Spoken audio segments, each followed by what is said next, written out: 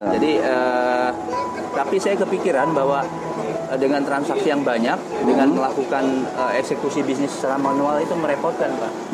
Terutama saya harus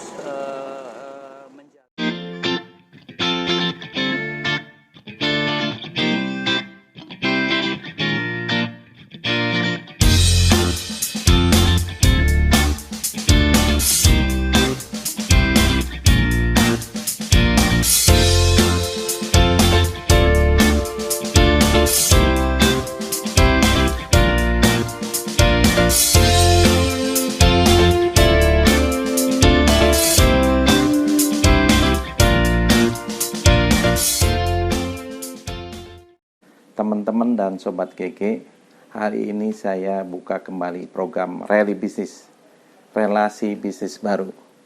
Kita ngobrol santai aja, dengar curhatan teman, dan sekaligus mencari solusi dari para tokoh di dalam berbisnis. Pantengin yuk! Teman, ini saya kebetulan diundang teman nih untuk ngobrol santai. Ini luar biasa nih view-nya, ya. Ini kita ketemu seorang pengusaha yang kebetulan dia senang digitalisasi, usahanya juga bidang truk, tapi bagaimana meraih keuntungan pengelolaan truk dengan model digitalisasi yang dikembangkannya. Baik teman-teman, kita kenalkan. Sebetulnya saya ini udah cukup lama kenal sama beliau, namanya Pak Tata Juarsa. Selamat sore Pak Tata. Selamat sore Pak Gagan. Iya Pak Tata. Jadi ini teman-teman nih namanya pingin berkenalan nih Pak Tata. Oh iya. Ya, jadi Pak Tata nih dulu bergelut di bidang apa Pak Tata bisnisnya? Saya mungkin kalau boleh cerita, saya seorang profesional Pak. Oh. Dulu selama 25 tahun Ya. saya bekerja di industri, ya. Tetapi hampir sebagian besar pekerjaan saya di logistik, mencakup warehousing and distribution, ekspor import dan lain sebagainya. Jadi kenapa saya melakukan usaha di bidang angkutan? Karena ini bidang di mana saya secara profesional bekerja selama 25 tahun. Jadi sesuatu hal yang memang passion saya di sinilah. Oh gitu. Itu bidang industrinya apa aja Pak Tata yang Dulu saya pernah di farmasi, saya pernah di SI perusahaan Jepang, kemudian juga di Juling Pharma. Saya juga pernah di Iowa Electronic. Kemudian di industri logistik, TNT logistik, kemudian juga dulu Accord Shipping ya. Jadi yang sekarang mungkin cikal bakalnya CJ, Pak. Kemudian saya juga pernah di industri bearing selama 5 tahun di sana, dan di FMCG di Enesis selama 5 tahun. Terakhir saya dengan Sampurna Pak. Sampurna di HMS Sampurna, tapi divisi logistiknya. Jadi Handal Logistik Nusantara. Handal Logistik Nusantara itu adalah divisi logistiknya dari HMS Sampurna sebelum dilebur jadi satu Pak. Ya teman-teman, ternyata luar biasa nih pengalaman teman kita ini kan, banyak yang bisa digali kan, iya kan? Awalnya mungkin bekerja di tempat lain, nah kok tiba-tiba berubah jadi pingin sendiri gitu, kenapa tuh? Sebenarnya berangkat dari memang saya selalu mencoba hal-hal yang baru. Untuk itu saya selalu berpindah-pindah bekerja dari satu bidang ke bidang yang lain. Karena sifat logistik itu kan dinamis. Kalau kita lama tidak berada dalam situasi yang sama pasti bosan. Sehingga yang saya lakukan adalah pindah dari satu perusahaan ke perusahaan lain. Memang eranya pada saat itu kita tidak pindah pun diminta pindah Pak, dibajak. Oh gitu. Gaji yang lebih baik pasti kita pindah. Gitu. Iya betul. Nah tetapi lama-lama masa sih pindah dari satu perusahaan ke perusahaan lain dan tetap bekerja. Akhirnya saya iseng-iseng mencoba untuk punya usaha sendiri, yaitu di angkutan. Dengan modal yang sangat minimum Pak. Sebagai profesional tentu saya tidak memiliki capital yang cukup. Tapi yang saya lakukan adalah bekerja dengan menggunakan truk teman-teman lah ya. Teman-teman. Outsourcing ya. Atau vendor management. Jadi langsung ke bidang angkutan ya, Pak Tata? Betul. Tetapi tidak hanya transportasi, karena saya juga waktu itu juga melakukan support warehousing services juga. Warehousing. Ekspor import. Tergantung kepada permintaan customer Pak. Karena saya kan memang bidangnya di apa logistik, jadi Iya. semua aktivitas logistik saya paham dan gitu. saya mengerti apa yang saya harus lakukan. Jadi memang end to end kita support beberapa customer yang asalnya import dari Asia, kemudian saya lakukan import shipment, import clearance, kemudian warehousing and local distribution, Mbak. Itu yang saya lakukan. Nah, aktivitas itu sebenarnya saya kan terbiasa bekerja secara profesional di perusahaan-perusahaan besar, di mana sudah menggunakan sistem informasi, Pak. Oh gitu. Dari mulai sistem informasi yang masih jadul lah, pakai IBM AS400, kemudian pakai Oracle dan lain sebagainya. Sehingga saya terbiasa bekerja dengan menggunakan sistem. Oh gitu ya. Baik Pak Tata, nih sebelum ke sana nih, ini menarik nih sistem kan. Tapi saya ingin tahu dulu apa modal awalnya hanya pinjam truk dari teman, apa mengoperasikan punya teman dulu gitu ya Pak Tata? Kombinasi Pak, saya ada tabungan sedikit lah. Saya beli unit, kalau nggak salah waktu itu unitnya juga dicicil. Punya 10 unit tol diesel. Kemudian saya dapat project Craft. Waktu itu Craft itu masih menangani Biskuat, Pak. Saya dapat project untuk melakukan pengiriman Jawa Tengah dengan sistem yang baru, karena memang saya suka memberikan support kepada customer dengan hal-hal yang berbeda. Jadi kita supportnya berdasarkan kubikasi. Oh, berdasarkan kubikasi, Otomatis saya menggunakan vendor, Pak. Oh, vendor. Saya juga kenal dengan Pak Tata di Purwokerto. Oh gitu. Ya, Pak Bambang. Oh gitu. Pak Chandra. Oh banyak ya temennya. Pada saat posisi BBR masih baru lah ya. Oh gitu. Jadi tapi saya kepikiran bahwa dengan transaksi yang banyak, dengan melakukan eksekusi bisnis secara manual itu merepotkan, Pak. Terutama saya harus menjaga agar utilisasi kendaraan itu terjaga, karena kan saya udah mulailah, akhirnya saya ambil kredit secara bertahap. Saya kan punya kewajiban untuk bayar. Tentu saya harus menjaga utilisasi untuk memastikan bahwa pendapatannya itu cukup. Gitu ya. Iya betul. Jadi saya mulai menggunakan sistem pada tahun 2008, Pak. 2008 ya. Kebetulan saya punya teman yang pengalaman untuk melakukan implementasi TMS itu di Sampurna. Oh gitu. Jadi saya gunakan sistem itu sehingga sistem itu sangat membantu kepada saya. Oh gitu. Jadi Pak Tata ini dari mulai truk yang volumenya kecil, kemudian dibantu teman, ya kan? Ya, kemudian untuk utilisasi dari truk itu berarti Pak Tata menggunakan sistem kan, gitu kan? Nah ini masalahnya gini Pak Tata nih, banyak teman-teman kita ya. Teman-teman kita itu kan rata-rata pengusaha truk tuh tadinya sendiri Pak Tata, perorangan. Jadi belum punya PT. Dia ada kerjaan dikerjain lah sendiri. Kemudian dari situ dia beli truk, kemudian nambah truk, berkembang. Nah, cuman masalahnya ini kebanyakan teman-teman ini lama-lama malah rugi bukannya untung gitu kan. Pertama nggak punya truk, kemudian nambah truk, ya kan, kemudian berkembang beli truk. Ujung-ujungnya dia malah tidak mampu bayar leasing gitu. Apakah manajemennya yang salah atau gimana itu Pak Tata?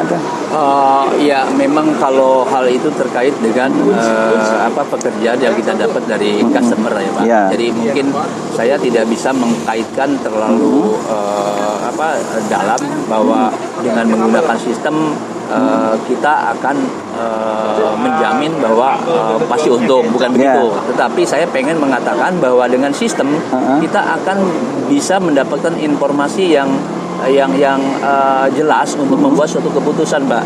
Misalnya dengan sistem ini kita bisa monitor pendapatan truk sebulan berapa. Oh gitu. Ya, kemudian biaya operasional sebulan berapa. Gross marginnya pendapatan dikurangi biaya operasional, sisanya gross margin. Itu merupakan hal yang harus kita kontrol karena terkait dengan kewajiban kita kepada leasing atau kepada yang lain. Itu satu sisi. Wah, ini teman-teman nih banyak motor apa nggak Ya. apa-apa lah, kita sambil santai ngobrol. Dengar motor kan, ya udah sambil jalan. Ya. Tapi hal lain juga, dengan sistem ini kita mampu mendapatkan informasi produktivitas daripada sopir, Pak. Oh gitu. Jadi sopir yang rajin sebulan itu bisa mendapatkan pendapatan di truk yang dia kemudikan berapa banyak, sehingga kita bisa rangsang mereka untuk memberikan insentif, untuk memberikan contoh kepada yang lain supaya seperti sopir yang berprestasi tadi, Pak. Iya, iya. Ya. Tapi hal yang lebih penting lagi, bahwa dengan sistem ini kita mampu memberikan informasi kepada pengguna jasa kita, posisi truk, karena kan sistem itu juga dikombinasikan dengan informasi mengenai perjalanan daripada order itu sendiri, sehingga bisa dicek posisi truk ada di gudang, posisi sedang muat, posisi sedang dalam perjalanan, posisi sedang bongkar. Nah, itu tentu saja akan membantu memberikan informasi kepada pengguna jasa kita. Dan hal lain lagi, Pak, kita saat ini punya truk sekitar 230 yang beroperasi di luar biasa ya, 230 unit. Ya. Pengelolaannya kan rumit kan? Ya, gimana? Beroperasi di Jabodetabek, tapi sampai juga kita support ke Surabaya. Nah, kalau kita secara manual kan harus ingat si A ngirim barang dari Cilegon misalnya ke Surabaya, nanti baliknya kan harus pikirin juga kan cari muatan. Dengan sistem mampu memberikan informasi truk yang sedang dalam perjalanan ke Surabaya, jenisnya apa, muatannya apa, akan selesai kapan, sehingga kita bisa mencari order untuk balikannya, Pak. Oh gitu ya. Jadi tidak melakukan secara manual lagi. Kita juga bisa membedakan mana truk yang sudah ada DO-nya, mana truk yang sedang dalam perjalanan, mana truk yang sudah selesai melakukan eksekusi order. Sehingga truk ini bisa tersedia untuk diberikan order baru untuk pulang, Pak. Seperti itu kira-kira. Iya, Pak Tata, ini sambil kita minum nih, Pak Tata, bentar. Santai aja kita ngobrol bareng supaya dapat ilmunya. Enggak lah, saya rasa saya sebenarnya punya pemikiran begini. Ya, kenapa kita invest di sistem, Mbak? Karena saya pikir kan kita kalau invest di truk-truk itu harganya berapa? Wingbox katakanlah 750 juta sampai 800 juta. Ya. Bayangkan kita punya 230 misalnya. Untuk mengontrol itu agar supaya terkontrol, bisa cari duit dan maintenance juga terjaga. Kalau kita pakai manual kan banyak bolong-bolongnya.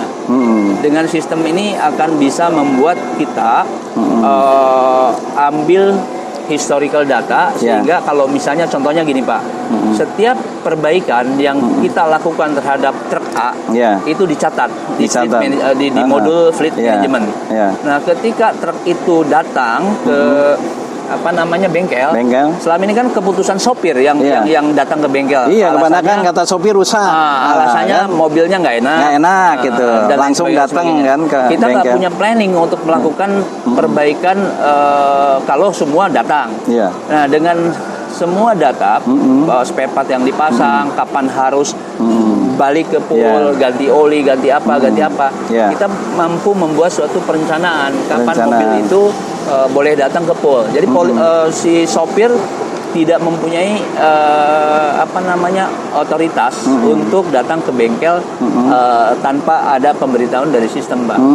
Gitu ya, dicek keseluruhannya, Pak. Jadi selama ini saya lihat orang teman-teman yang dia yang perorangan dan sebagainya, kapan aja nih mau ke bengkel, begitu rusak dikit ke bengkel. Padahal harusnya dicek keseluruhan dulu ya, Pak Tata, baru ketahuan gitu. Jadi ada schedule-nya kan. Nah, sementara scheduling, Pak. Memang kita tahu. Berarti ini yang membuat kerugian tuh itu kali ya. Dikit-dikit ke bengkel. Idle, Pak. Idle. Kan kita tahu kalau sopir itu alasannya mau istirahat di rumah atau mau nengok keluarganya. Yang paling gampang mobil bilang nggak enak. Nggak enak ya. Padahal boleh sopir itu libur, boleh. Jadi bisa aja sopir ngebohong ya. Betul. Ngebohong sopir ya. Boleh libur, tetapi kita bisa mencari cadangan sopir lain agar mobil itu jalan. Karena setiap truk itu kan mempunyai target pendapatan, Pak. Kalau ambil contoh aja, truk wingbox itu satu hari minimum pendapatannya untuk setelah dikurangi biaya operasional dan sebagainya lah, katakanlah 700 sampai 1 juta. Iya. Nah kalau sampai 3 hari dia nggak masuk, terus kita nggak memanage, ada buang uang. Justru persoalan sekarang Pak Tata, ini kan masalahnya si perusahaan truk ini malah susah mencari sopir Pak Tata. Jadi akhirnya sopir yang tadinya yang udah lama, udah tua, kemudian turun ke anaknya. Nah ini gimana cara mengatasin sopir itu kan? Ini masalah kekurangan sekarang itu, hampir setiap perusahaan truk kurang. Ini dari perusahaan Pak Tata gimana cara mendapatkan sopir itu biar betah, atau misalkan ada yang keluar gantinya gimana? Ini sekarang gimana Pak? Tadi juga kita bahas Pak, tadi di webinar mengenai kompetensi sopir. Saya sampaikan bahwa kunci daripada sopir itu agar betah di tempat kita sebenarnya simpel aja. Berapa duit yang mereka bakal dapat, ya DO-nya lancar atau enggak, bukan uang jalan ya. Walaupun uang jalannya besar, tapi DO-nya sebeduk sekali, tetap aja sopir mencari alternatif. Jadi kalau menurut saya gini, kuncinya kita harus memberikan servis ke customer dengan baik, ya. Kita bisa menunjukkan juga ke customer bahwa kita melakukan eksekusi order itu sudah menggunakan sistem, atau lebih kerennya ngomong sekarang udah digitalisasi. Transaksi, sehingga customer bisa melihat transaksi itu secara detail, posisi truknya di mana, kemudian sudah dikirim atau belum, POD-nya sudah balik atau belum, sehingga ini membuat customer akan nyaman dipakai oleh kita. Menurut saya ini kuncinya, sehingga kita akan terus mendapatkan customer yang loyal Pak. Saya sampaikan BBR punya customer loyal itu rata-rata di atas 10 tahun Pak. Jadi sopir ini supaya betah gimana? Apa duitnya digedein apa gimana? Kan bisa rugi juga kalau rata-rata kan sopir mintanya duit yang gede, sementara pemasukan kurang memadai. Nah model tadi gimana tuh Pak? Uang yang besar tidak menjamin sopir itu loyal Pak.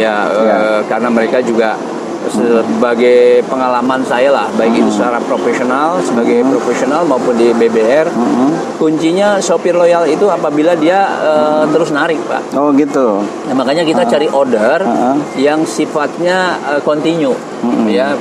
Tapi sistemnya apa? Ritasi apa penggajiannya atau gimana Pak? Ada. Kalau mengenai penggajian saya rasa sama. Saya pernah mencoba dulu juga dengan sistem gaji Pak. Kombinasi gaji dan insentif. Tapi ada plus minusnya. Akhirnya kita sekarang rubah menjadi borongan. Saya rasa itu tidak menjadi suatu jaminan mau sistem apa yang dipakai. Tapi yang saya percaya adalah kita harus pastikan bahwa order ada terus Pak. Nah order ada terus gimana caranya? Buat customer kita loyal.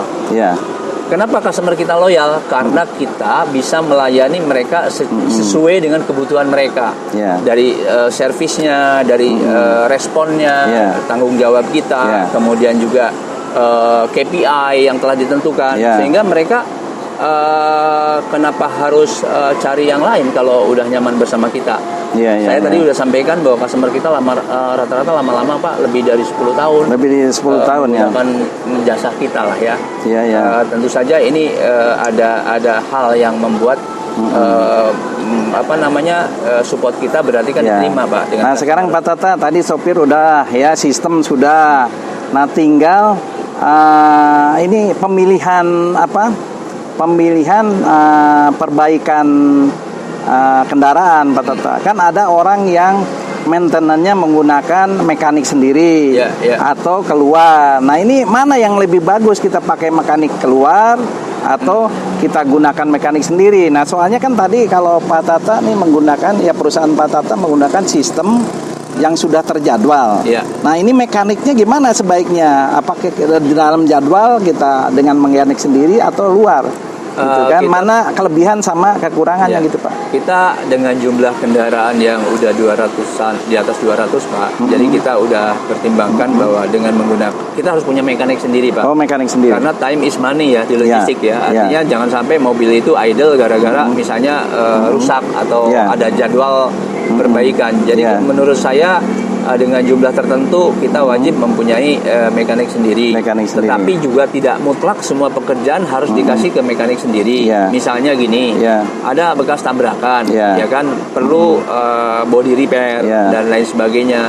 Menurut saya daripada buang waktu untuk melakukan body repair kan cukup lama kan, ketok. Kita lebih baik outsourcing. Jadi case by case kita pun masih melakukan outsourcing, Pak. Tetapi sebagian besar perbaikan tadi dilakukan in-house. Dan memang kita seperti tadi saya sampaikan dengan sistem yang kita miliki, kita mempunyai penjadwalan yang baik untuk melakukan perbaikan truk yang memang ada dua tadi, regular maintenance dan maintenance karena ada accident atau mogok atau kira-kira seperti itu. Baik Pak Tata, barangkali kan sekarang ini kita udah menjalanin masa COVID nih, pandemi ini kan. Nah ini gimana, kemarin terpengaruh nggak terhadap COVID ini? Soalnya banyak teman-teman yang ibaratnya tengkurap gitu kan, nggak bisa bayar leasing Pak, gitu kan. Padahal dia udah dapat keringanan gitu kan dari leasing, tapi tetap masih belum mampu menutupi gitu Pak. Nah di perusahaan BBR gimana Pak? Saya rasa semasa post COVID ini kita semua terpengaruh ya Pak. Tergantung juga produknya. Kalau produk-produk kesehatan mungkin malah meningkat Pak. Beberapa customer saya tiba-tiba juga memproduksi masker. Yang lain turun, yang maskernya naik. Tetapi ada produk-produk yang memang dijual pada saat COVID itu, misalnya anak-anak sekolah. Nah sekarang selama COVID itu anak sekolah kan pada libur, sehingga membuat produknya juga turun. Hampir sekitar 30-40%. Tapi overall kita punya omset juga turun sih Pak, sekitar 30%. Anda ingin mendapatkan relasi baru, jangan lupa komen, share, like, and subscribe. Bunyikan loncengnya.